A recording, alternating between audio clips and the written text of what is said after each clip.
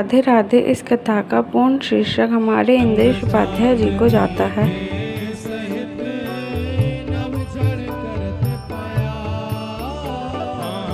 चंद्र चांदनी के सहित नभ चढ़ करत पया। चंद्र चांदनी के सहित नभ चढ़ करत पया। हे श्री राधा मुख देख के, श्री राधा मुख देख के, श्री राधा मुख देख के, श्री राधा मुख देख के, हाँ श्री राधा मुख देख के, श्री राधा मुख देख के, मैं भूलो सब ही गुमान पड़ेगी फीकी उजियारी। चलो पिया नटवर गिरधारी, पड़ेगी फीकी उजियारी। चलो भुजा उठा के करताल बजा के गाओ। रास में चल श्यामा प्यारी, बाट सब देखे ब्रज नारी। रास में चल श्यामा प्यारी, बाट सब देखे। श्री राधा रमण लाल की।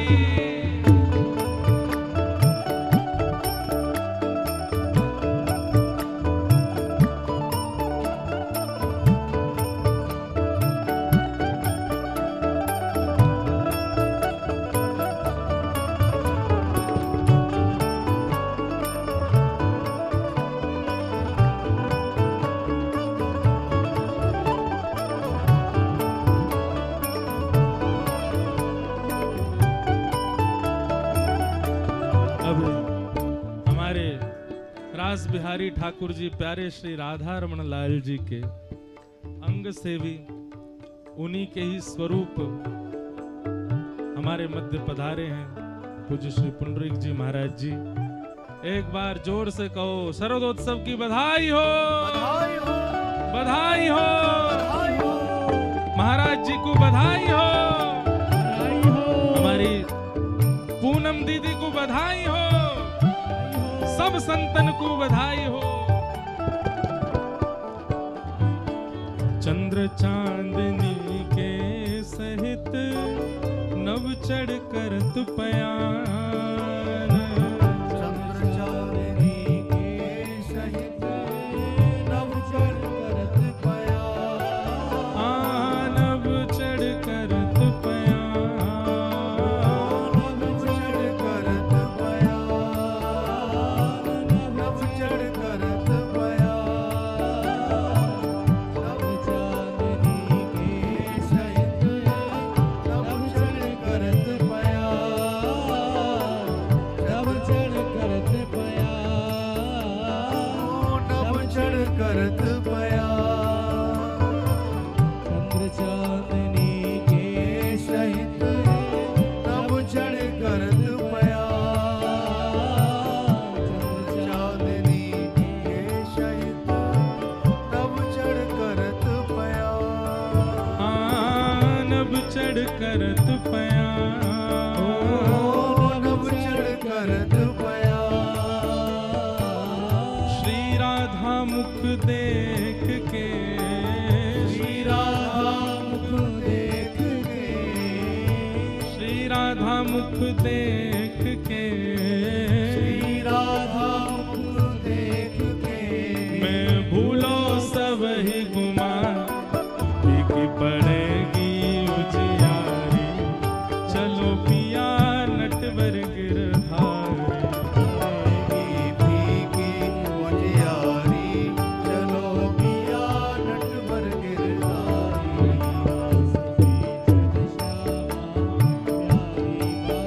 सब देखे ब्रजधारी।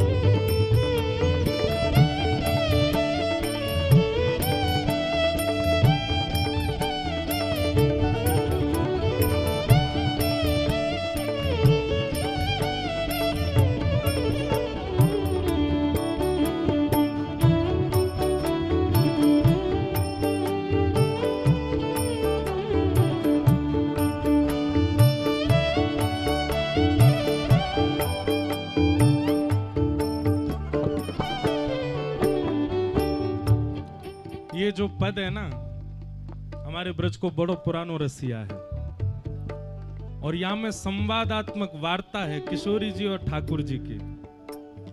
मुझको महाराज जी आते देखे मैंने कि अब महाराज जी आ रहे हैं तो एक पद गा दें, प्रभा के बाद कथा क्रम में चलेंगे। बहुत अच्छा संवाद है। अभी चित्र महाराज जी के यहाँ पर उत्सव चल रहा हो तब गा के आए। महाराज जी ने मना करी, सबन तो मत कह दियो, महाराज जी बहुत भीड़ है जाएगी। यहाँ हमारे हमने कोई को बताया नहीं, गुप्त चुप उत्सव करके आगे हम पहले ही एक अब यहाँ पे प्रकट कर रहे हैं। तो यहाँ में संवाद दोनों किशोरी जी और ठाकुर जी चर्चा कर रहे हैं। तो पहली बात ठाकुर जी कह रहे हैं, कहा रास में चल श्यामा प्यारी, बाट सब देखे ब्रज नारी। रास में चल श्यामा प्यारी, बाट सब देखे। अब श्री जी कह रही हैं, शरद की छाई उजियारी, चलो पिया नटवर गिरधारी। शरद की छाई उजियारी, चलो पिया नटवर गिरधारी। ठाकुर जी कह रहे हैं, कहा श्री जी कह रही हैं पहली बात, चंद्र चांदनी के सहित नभ चढ़ करत पयान। चंद्र चांदनी के सहित नभ चढ़ करत पयान, नभ चढ़ करत पयान, नभ चढ़ करत पयान। देखो जितने लोग खड़े हो बैठ जाओ सबरे। ठाकुर जी श्री जी कह रही हैं, आज को चंद्रमा कितनो सुंदर लग रहा है, कितनो मनोहर लग रहा है। आज को वातावरण, हे लालजू कैसी सुंदर ब्यार बह रही है, सौंधी सौंधी ठंडी हवा चल रही है, कितनो सुख मिल रहा है ना। ठाकुर जी बोले, श्री जी वास्तव में पूछो तो ना तो मुझे चंद्रमा दिख रहा है, ना तो मुझे सुंदरता दिख रही है, ना मुझे को ब्यार को अनुभव है रहा। क्यों? श्री राधा मुख देख के, श्री राधा मुख देख के, हाँ श्री श्यामा मुख देख के, श्री श्यामा मुख देख के। मैं भूलो सब ही गुमान, फीकी पड़ेगी उजियारी, चलो पिया नटवर गिरधारी। फीकी पड़ेगी उजियारी, चलो पिया नटवर गिरधारी। हे श्यामाजू, जैसे बड़ी बड़ी बात करे ना कई लोग, अरे महाराज वादना भोजन कियो कितना, अरे आपके आगे कछु थोड़ी है, आपने जो आज परांठो खवाया वा के आगे वो पनीर भेल है क्या वादना को, ऐसी बात करें कई लोग। ठाकुर जी कह रहे, अरे कहाँ चंद्रमा, कहाँ प्यार, कहाँ मौसम, आपसे ऊपर थोड़ी है कछु। श्री राधा मुख देख के, श्री राधा मुख देख के। ओ मैं भूलो सब ही गुमान, फीकी पड़ेगी उजियारी, चलो पिया नटवर गिरधारी। चलो पिया नटवर गिरधारी। श्री जी कह रही हैं, श्री जी बात सुन करके अब कहा कह रही हैं, सहज टेढ़ बतरान में टेढ़ो है तेरो अंग। सहज टेढ़ बतरान में टेढ़ो है तेरो। हे लालजू, आपके पामों टेढ़े, कमरों टेढ़ी, मुख भी टेढ़ो, मुकुट भी टेढ़ो। मैं एक भाव कह रहे हो, इतना बड़ो गिरिराज पर्वत उठा, पीछे श्रीनाथ जी खड़े हैं, कैसे खड़े? सीधे खड़े हैं बिल्कुल। जबकि भार की वस्तु उठावे में व्यक्ति टेढ़ो मेढ़ो होना चाहिए, लेकिन देखो गिरिराज जी उठाए 21 किलोमीटर लंबे चौड़े, सीधे बिल्कुल खड़े हैं। और नेक सी बंसी उठावे में पामो टेढ़े कर लिए, कमरो टेढ़ी कर ली, सिरो टेढ़ो कर ली, मुकुटो टेढ़ो कर लियो। क्यों भैया? गिरिराज जी उठावे में प्रभाव को दर्शन है रहे हो है, पर वंशी बजावे में ठाकुर जी को स्वभाव दिख रहा हो, प्रेम दिख रहे हो है। व्यक्ति जब प्रेम को आश्रित होवे तो झुके ही जाए, प्रेम झुकनो ही सिखावे। वो प्रेम कैसो जामे सीनो तान के सीधे खड़े। गिरिराज उठावे में ठाकुर जी प्रेम थोड़ी दिखा रहे हैं, हमारे सीधे खड़े हैं, अपना प्रभाव दिखा रहे हैं। देखो बाम हस्त की कन्नी उंगली पे, लेकिन वंशी बजावे में ठाकुर जी अपनो प्रेम दिखा रहे हैं, अपनो स्वभाव दिखा रहे हैं, हमारे टेढ़े है गए। लेकिन श्री जी कह रही हैं, कहा तुम्हारे टेढ़े अंगते ही पता लग जानो चाहिए कि तुम्हारी बात तो टेढ़ी मेढ़ी है सबरी। हे सहज टेढ़ बतरान में टेढ़ो है तेरो अंग, सहज टेढ़ बतरान में टेढ़ो है तेरो अंग। हाँ प्यारे टेढ़ो है तेरो अंग, हाँ प्यारे टेढ़ो है तेरो अंग। ओ प्यारे टेढ़ो है तेरो अंग, हाँ टेढ़ो है तेरो अंग। लाल जी कह रहे हैं अच्छा हम टेढ़े हैं? बोले हाँ। बोले ये ना पूछो कि हम टेढ़े कैसे भय। श्री जी बोल रही बताओ कैसे भय। ठाकुर जी श्री जी की तरफ इशारों करके कह रही हैं मैं ऐसा मलूक बन के आया हूं ना, और जब से मैं मलूक बन के आया हूं बड़ी तिरछी तिरछी नजरन ते आप देख रही हो मोकू। तेरे कुटिल कटाक्ष ने, तेरे कुटिल कटाक्ष ने, तेरे कुटिल कटाक्ष ने, तेरे कुटिल कटाक्ष ने। ओ मेरो तन कर दियो त्रिभंग, पंख मुरली की बलिहारी, चलो पिया नटवर गिरधारी, पंख मुरली की बलिहारी, चलो पिया नटवर गिरधारी। रास में चल श्यामा प्यारी, बाट सब देखें ब्रज नारी, रास में चल श्यामा प्यारी, बाट सब देखें। श्री राधा रमण लाल की।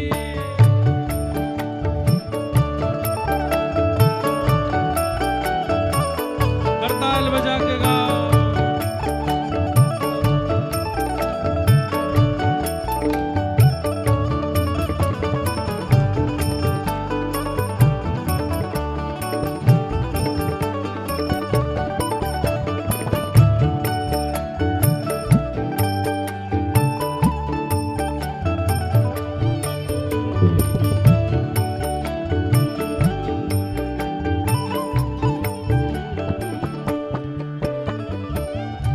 श्री जी कह रही अच्छा हमारे कुटिल कटाक्ष तन टेढ़े है गया। बोले हाँ। अब श्री जी क्या कह रही है महाढीठ की बात को कौन करे सम्मान, महाढीठ की बात को कौन करे सम्मान। लाल जी आप ढीठ नहीं हो, आप ढीठ नहीं हो। कौन हो? महाढीठ। महाढीठ की बात को कौन करे सम्मान, महाढीठ की बात को कौन करे सम्मान। अजी कौन करे सम्मान, हाँ कौन करे सम्मान। हाँ कौन करे सम्मान, हाँ कौन करे सम्मान। ठाकुर जी कह रहे हैं अच्छा हम सो ढीठ कही। विशाखा जी बोली ढीठ नहीं महाढीठ कही हमने। अच्छा महाढीठ कही आपने? बोले हाँ। ठाकुर जी कह रहे हैं भैया मेरी बात सुनो ध्यान से। बोले कहा चतुरन की चर्चा जगत, चतुरन की चर्चा जगत। हाँ चतुरन की चर्चा जगत, चतुरन की चर्चा जगत। मैं भोरन को भगवान विचारो बोलो भंडारी, बाट सब देखे ब्रज नारी, विचारो बोलो भंडारी, बाट सब देखे ब्रज नारी। रास में चल श्यामा प्यारी, बाट सब देखे ब्रज नारी, रास में चल श्यामा प्यारी, बाट सब देखे ब्रज नारी।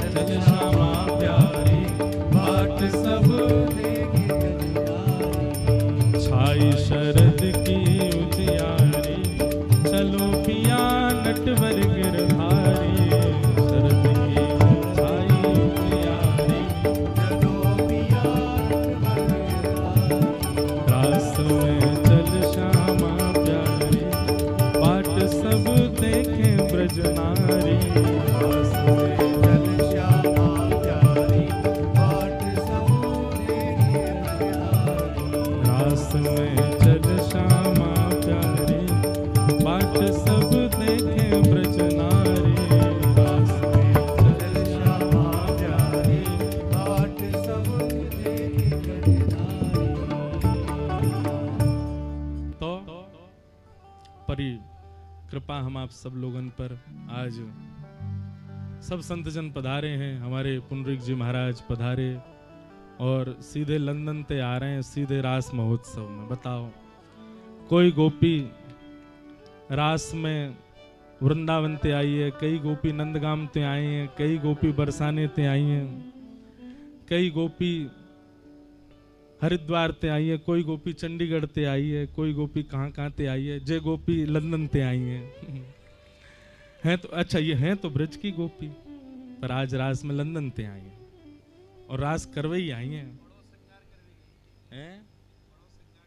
वाह, ओहो, देखो ऊंची बात। यूं कह रहे हैं कि सब गोपी श्रृंगार करवे छोटी छोटी जगह, जहां हम बड़ी जगह श्रृंगार करके आए हैं।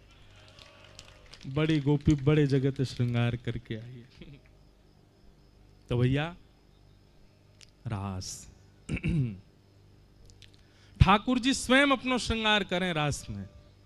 क्यों? यशोदा मैया ने तो पढ़ा दिए, ठाकुर जी की तो शयन है चुकी है, लेकिन ठाकुर जी स्वयं अपनो श्रृंगार करके आए। या हमारे रास शरद पूर्णिमा पे जितने ठाकुरन को दर्शन करो, अपने घर के ठाकुर जी को सजा के देख लियो, अद्भुत ही लगेंगे। क्यों?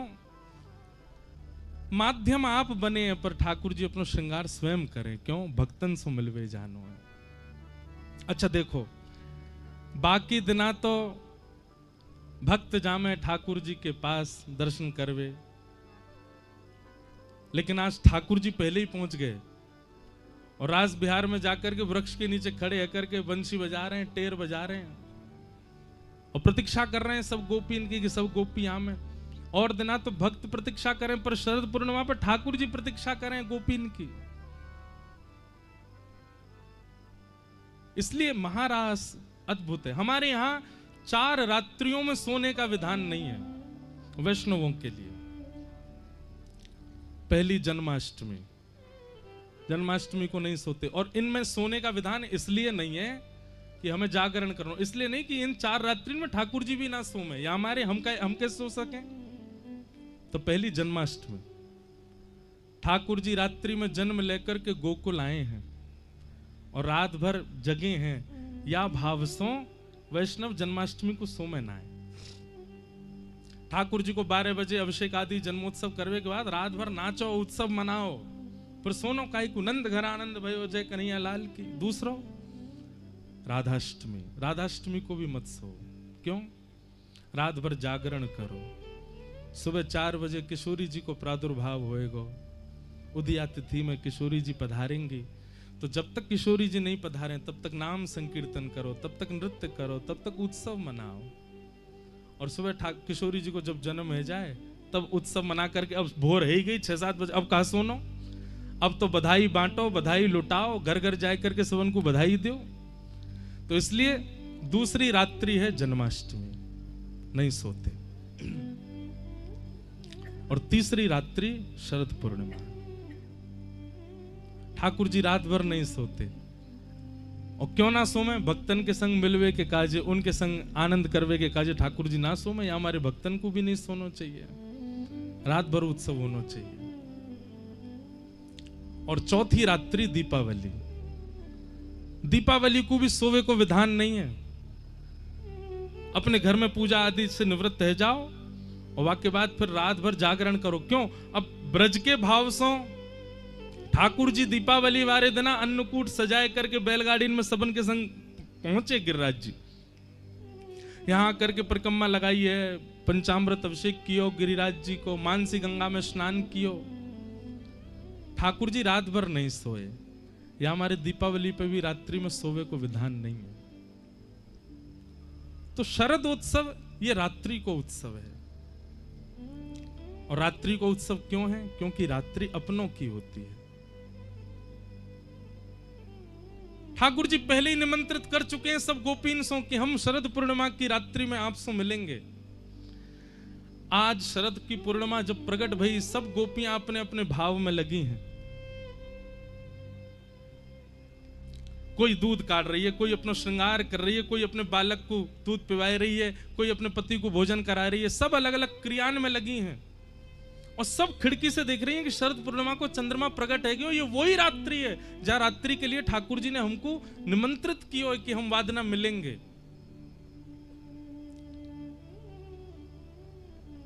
लेकिन कोई भी गोपी जा नहीं रही है, क्यों? सब गोपीन के मन में एक भावना है रही है कि एक बार और कन्हैया बस ये प्रकट कर दें कि वो चाह में कि हम आ जाएं तो हम जाएंगे। ठाकुर जी रास बिहार की भूमि में पहुंचे, जैसे देखो कि अभी तक कोई भी गोपी नहीं आई है, सब गोपीन को बुलावे के भाव से ठाकुर जी ने वेणु नाद कियो, वेणु रव कियो। अब वंशी तो बज रही है, सबको सुनाई दे रही है, लेकिन केवल कृष्ण प्रेम जिनके चित्त में है। देखो एक भैया बात सुनियो, कथा हजारों लोग सुन रहे हैं पर बदलवे वाले 100 ही हैं। कथा हृदय स्पर्श केवल दसन को ही कर रही है, भले ही कितनी भीड़ बैठी हो। यहां को मतलब क्या है? वंशी तो बजा रहे हैं ठाकुर जी, पर सुनाई उन्हीं को दे रही है जिनके चित्त में कृष्ण प्रेम है।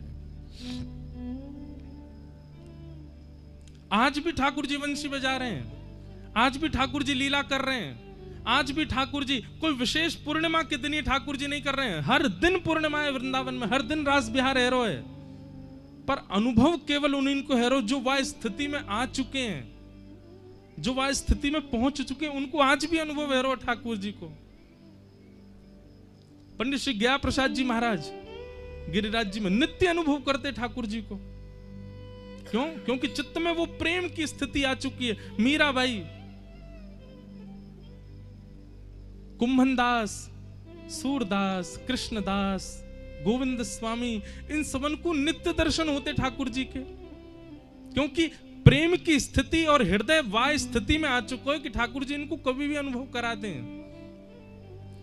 तो वंशी तो बजाई ठाकुर जी ने जैसे, लेकिन व्हाट्सएप पे एक वो होता है ना ब्रॉडकास्ट मैसेज, वो मैसेज उन्हीं को जावेगो जो वह लिस्ट में होंगे। ऐसे ठाकुर जी ने वंशी बजाई, लेकिन उन्हीं तक ही पहुंची जो जो कृष्ण प्रेम में उन्मुक्त हैं, सब तक नहीं पहुंची। और केवल धुन नहीं, बाकायदा कानन में नाम जा रहे हैं गोपीन के। अरे चंपकलता, कन्हैया तेरो इंतजार कर रहे हैं, जल्दी चल। अरे चारुलता, तू कहा कर रही है, जल्दी चल, श्याम सुंदर तेरी प्रतीक्षा कर रहे हैं। और ज्यों ज्यों गोपी अपनो नाम सुने, जैसे ही वेणु रव कान में जाकर के ध्वनि करे, गोपी जा स्थिति में वही स्थिति में दौड़ रही है ठाकुर जी से मिलवे। हमारे श्याम सुंदर बुला रहे हैं। बंधुओं, कल्याण टीका आती है गीता प्रेस गोरखपुर की, उसमें एक रसिक का एक भाव था, बहुत ध्यान से सुनियो। भगवान श्री राम जब रावण को मार करके वापस अयोध्या आने लगे, तो हनुमान जी ने चरणों में निवेदन किया कि नाथ, दंडकारन वन के संत आपकी प्रतीक्षा कर रहे हैं, आप दर्शन देवे चलो। राम जी बोले हम पे समय नहीं है हनुमान जी, हमको कैसे भी करके अयोध्या पहुंचना है, नहीं तो भरत लाल जी 14 वर्ष की प्रतीक्षा उनकी पूर्ण हो जाएगी, वो हमको जीवित नहीं मिलेंगे यदि हम जल्दी से जल्दी नहीं पहुंचे तो। हनुमान जी बोले वहां तो एक भरत है, पर यहां तो लाखों भरत हैं, इनको कहा होएगा। बहुत ध्यान से सुनियो भैया। राम जी बोले आप बताओ, बोले कि आप आज्ञा करो, जैसी आज्ञा करेंगे वो मैं संदेश पहुंचा दूंगा। राम जी बोले आप एक काम करो, सब जो संत हैं उन सबन से बोल दो, अभी मैं इतनी शीघ्रता में हूं कि अगर मैं गयो भी तो केवल विमान से दर्शन दे सकूं, उनसे मिल नहीं पाऊंगा। आप सब संतन से मेरी हाथ जोड़ के प्रार्थना कर दो, वे प्रतीक्षा करें और चिंतन करें और मेरो निर्ध्यासन करें। अगले युग में मैं श्री कृष्ण के रूप में पधारूंगा और वही समय ये जितने भी संत मेरे दर्शन से वंचित रह गए, ये सब संत ही ब्रज की गोपी बन करके आएंगे।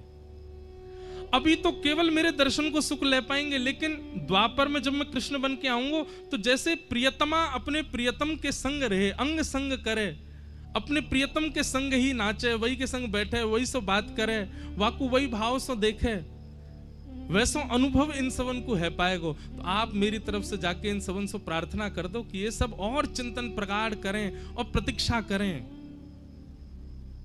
मैं द्वापर में निश्चित स्वीकार करूंगा। बंधुओं, हनुमान जी ने जाकर के सब संतन से हाथ जोड़ के कही, आप सबको एक युग प्रतीक्षा करनी है, अगले युग में ठाकुर जी श्री कृष्ण बन करके आएंगे और उन्हीं की कृपा से आप सब ब्रज की गोपी बन के आओगे। और ठाकुर जी के जन्म हेतु उनको देखते ही आप सबके चित्त में सहजा प्रेम प्रकट हो जाएगा। आप सबन को यह स्मृति आ जाएगी कि आप पूर्व जन्म के संत कब से प्रतीक्षा कर रहे हैं। संत जन बोले, हनुमंत लाल जी, द्वापर में आप आओगे, हम आपके भरोसे ये स्वीकार तो कर लेंगे कि इस जन्म में ठाकुर जी नहीं मिल रहे, अगले युग में मिलेंगे, पर द्वापर में आप आओगे मिलवावे, क्योंकि आप ही बिचौलिया हो हमारे। हनुमान जी महाराज बोले, लीला क्रम में तो मैं नहीं हूं, पर ठाकुर जी से प्रार्थना करूंगा कछु भाव बन पाए हो तो संत जन बोले, हम काय बात पे विश्वास करें फिर आपकी, कैसे विश्वास करें कि ठाकुर जी अगले युग में मिलेंगे। हनुमान जी बोले, आप निश्चिंत रहो, विश्वास करो, मैं आऊंगा, कैसे भी आऊंगा और आपको मिलवा के जाऊंगा ठाकुर जी से। ये बात है गई, हनुमान जी चले गए। अब यहां राम जी जब लौट करके अयोध्या आ गए, राज्य अभिषेक है गए और राज्य पदवी पर विराजमान है गए। राम जी ने सबको उपहार दिए, पर हनुमान जी के योग्य कोई उपहार नहीं था। तब राम जी ने भरत जी से पूछी, बोले कि सुनो, हनुमान जी ने हमारी इतनी सहायता करी, इनके योग्य कोई वस्तु मिल ही नहीं रही देने को, क्या करें। भरत जी महाराज बोले, भगवान मैं जब जब संशय में गया ना, तब तब आपकी पादुकाओं ने मुझको उत्तर दिया, मैं प्रार्थना करके आपको बताऊं। और श्री भरतलाल जी ने प्रार्थना करके श्री राम जी से जाकर के कही, भ्राता श्री हमारी बात सुनो, आपने श्री हनुमंत लाल जी से आज्ञा करी कि जितने दंडकारण्य वन के संत बच गए दर्शन से, वे सब प्रतीक्षा करें, अगले युग में आप कृष्ण बन करके आएंगे, वे सब गोपी बन करके आएंगे और आप उनके संग रास विहार करेंगे। राम जी बोले, हाँ मैंने कही तो है। बोले, हनुमान जी ने जब ये बात जाकर के संतन के मध्य रखी तो संतन ने उनसे प्रार्थना करी कि आप कृष्ण लीला में आएंगे। तो हनुमान जी संकोच में आ गए। तो हे नाथ, आप सो प्रार्थना है, आप जब श्री कृष्ण रूप धारण करेंगे तो इन ब्रज गोपीन को अपने चरणाश्रित करने के लिए जो माध्यम आप चुनेंगे, वो माध्यम श्री हनुमान जी होंगे और वे हनुमान जी ही आपके साथ पूरी लीला को विस्तारित करेंगे। भगवान श्री राम जी बोले, जो आज्ञा, जैसी आज्ञा। और जब ठाकुर जी कृष्ण स्वरूप में प्रकट भये तो भगवान की जो वंशी है, वाकु महादेव को स्वरूप मानो जाए। कई बार ऐसे भाव कहे जाएं कि वे महादेव ही हैं और महादेव के ही रुद्र रूपों में एक श्री हनुमान जी हैं। तो श्री हनुमान जी गोपनीय रूप से भगवान श्री कृष्ण की वंशी बनकर के ठाकुर जी के संग विचरण कर रहे हैं। और जैसे ही महाराज को समय आयो, शरद पूर्णिमा प्रकट भई, ठाकुर जी ने जैसे ही अधर पर वंशी धारण करी, कोमल छिद्रन से वाक्य कोमल उंगलियों से छिद्रन को आच्छादित करके जैसे ही प्राण पिरोए हैं वंशी में, आज वंशी बज तो रही है धुन में, लेकिन आज साक्षात श्री हनुमान जी महाराज शब्द बन करके जा रहे हैं और जाकर के एक एक गोपी के हृदय को चेतित कर रहे हैं। अरे देखो मैं आ गया हूं, तुम दंडकारण्य वन के संत हो, तब से प्रतीक्षा कर रहे हो, देखो वही श्री राम कृष्ण रूप धारण करके आए हैं और आपको पुकार रहे हैं, आप तुरंत चलो उनके पास, मिलवे को समय आ गया है, बड़े दिना से आपकी प्रतीक्षा आई, आज वो प्रतीक्षा पूर्ण भई है। जैसे श्री हनुमान जी महाराज वेणु के रव से गोपीन के कान में जा जा करके संदेश दे रहे हैं, तो गोपियां विचार भी नहीं कर रही हैं कि हम जिस कार्य में हैं उस कार्य को पूर्ण तो करें। अरे प्रतीक्षा इतनी लंबी है, एक युग से प्रतीक्षा कर रही हैं। हनुमान जी ने जाकर के जब वह स्वर कानन में कहे हैं तो सब गोपीन ने विचार किया कि अब व्यवस्थित है करके जावे की बात नहीं होनी चाहिए कि कोई कार्य संभाल करके तब दौड़े, जैसी अवस्था में वैसी दौड़ो।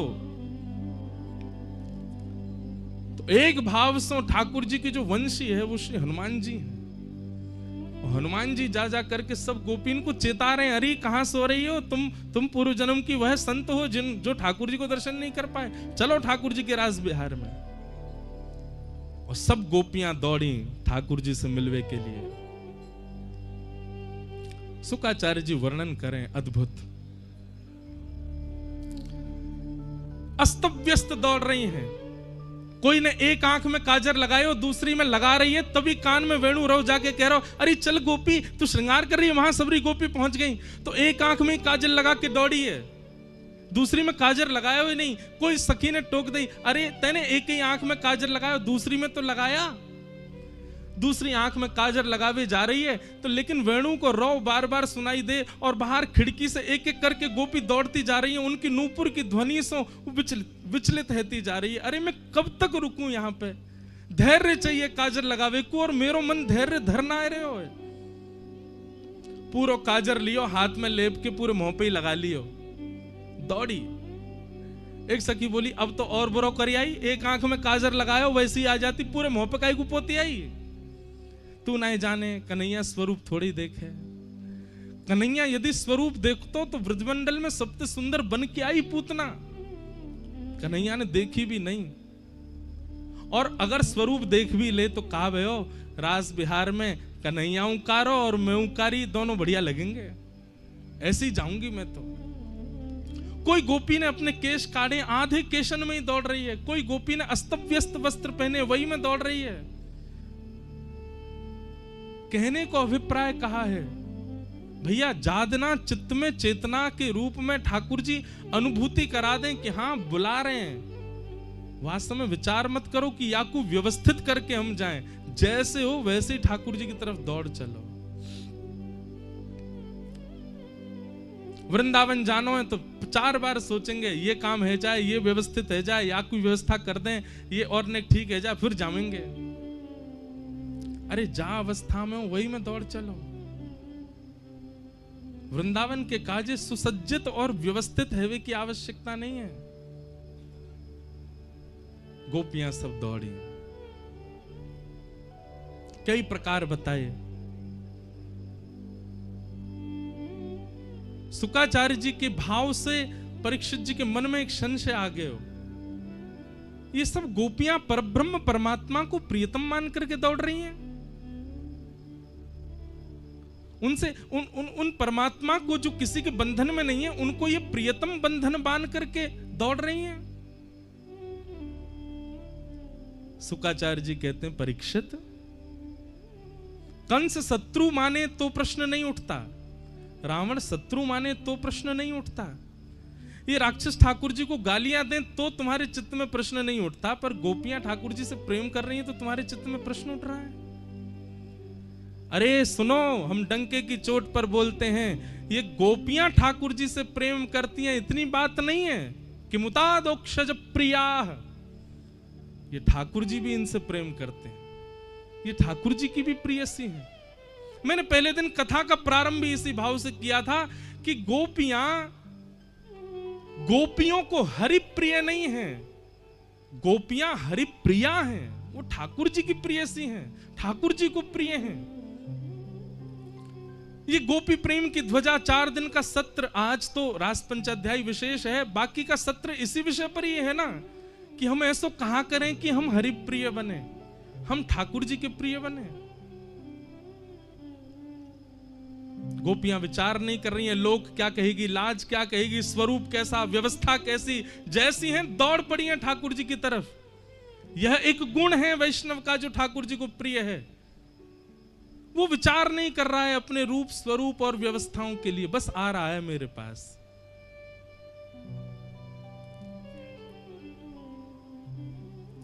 सब गोपियां आ गई, ठाकुर जी सामने खड़े हैं, वेणु रोक अचानक से रोक देते हैं। स्वागतम वो महाभाग प्रियम किम करवाणि ब्रजस्यानामयं कश्चित् ब्रूतागमन कारणम्। सब गोपियों से ठाकुर जी कहते हैं अपने आने का कारण बताओ। पहले तो कही स्वागत स्वागत, आप सबका बहुत बहुत स्वागत। और अचानक ठाकुर जी कहते हैं अपने आवे को कारण बताओ।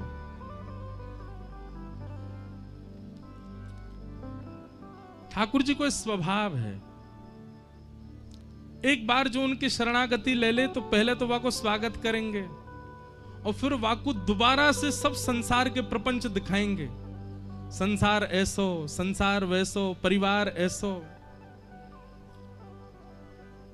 भाई छोड़या बंधु छोड़या छोड़या जग साधुअन संग बैठ बैठ, साधुअन संग बैठ बैठ, लोक लाज खोई रे मेरे तो गिरधर गोपाल, दूसरो न कोई, दूसरो न कोई मेरे तो गिरधर गोपाल, दूसरो न कोई, दूसरो। भैया एक बात ध्यान रखियो, ठाकुर जी की शरणागति लोगे तो छुड़वाएंगे तो बहुत कछु, सब छुड़वाए देंगे। और उनको छूटवे को यदि आपको बहुत गम है रहे हो कि मेरो ये छूट गयो, मेरो वो छूट गयो, मेरो काम छूट गयो, मेरो धंधो छूट गयो, मेरो परिवार छूट गयो, तो फिर मत आओ यार राह पे। सब प्रिय हैं तो श्री राधा रमण सो प्रेम मत करो। हमारे लाल जी त्रिभंग ललिए 3 जगह से टेढ़े हैं, उनको हृदय में आवे के काजे बहुत जगह चाहिए। और पहले तो हृदय में खूब सारी भीड़ होगी, ठाकुर जी ना आ पाएंगे। और ठाकुर जी अगर आवेंगे तो सबको निकार देंगे पहले हृदय में से, तब आए करके बैठेंगे। अकेले बैठना प्रिय है ठाकुर जी को। और सब छूटवे को यदि गम यदि चित्त में है तो क्षमा भैया, ठाकुर जी की शरण में मत आओ। ये बात तो निश्चित है कि ठाकुर जी सब छुड़वाए देंगे। सब गोपियां आ गईं और आकर के ठाकुर जी से ठाकुर जी कह रहे हैं ब्रूतागमन, अपने आने का कारण बताओ। और यहां ठाकुर जी ने पातिव्रत धर्म के बड़े नियम बताए। एक पतिव्रता नारी के धर्म क्या होते हैं। मानो ठाकुर जी उनको उनके धर्म के बारे में बता रहे हैं। अरे पतिव्रता नारी को अपने पति के प्रति कैसी भावना रखनी चाहिए, उसके परिवार के प्रति कैसी, सारे प्रवचन कर रहे हैं। 10 श्लोकों में ठाकुर जी ने पतिव्रता नारी का पूरा वर्णन किया। भर्तु शुश्रूषणम स्त्रीणाम परो धर्मो यमाय तद बंधुनाम च कल्याणम प्रजानाम चानुपोषणम। 10 श्लोकों में ठाकुर जी ने केवल यह कहा कि पतिव्रता नारी का धर्म क्या, तुम वापस लौट जाओ। जब ठाकुर जी के 10 श्लोक पूर्ण हो गए और ठाकुर जी कहने लगे वापस जाओ वापस जाओ वापस जाओ, गोपियां बोली आपकी बात है गई हो तो अब हम बोलें। ठाकुर जी बोले हाँ हाँ हाँ बोलो बोलो बोलो। तब ब्रज की गोपियां बोलना प्रारंभ करती हैं। इसको प्रणय गीत कहते हैं, बहुत प्रिय है। भागवत जी में 7 प्रकट गीत हैं और 7 अप्रकट गीत हैं। इनमें गोपीन को एक अप्रकट गीत है, वाको नाम है प्रणय गीत। गोपी गीत से पहले गाया हो प्रणय गीत। गोपियां कह रही हैं मैवं विभोर हति भवान गदितुम नृशंसम् संत्यज्य सर्व विषयांस्तव पादमूलम् भक्ता भजस्व दुर्वग्रहमात्यजास्मान् देवो यथादि पुरुषो भजते मुमुक्षु। बहुत ध्यान पूर्वक सुनियो, बहुत सुंदर बात। गोपियां कह रही हैं ठाकुर जी आपकी गलती नहीं है, आप भगवान हो, आपको क्या पता कि भक्त कितनी पीड़ा सह करके बनता है। भोक्ता को क्या पता कि भात कितनी मेहनत से बनाया गया, उबाला गया, धनकुटा से कूट करके छिलका से निकाला गया। वो तो केवल दाल मिला के पा लेता है। ऐसे आपको क्या पता कि हम कितनी पीड़ा से बनते हैं।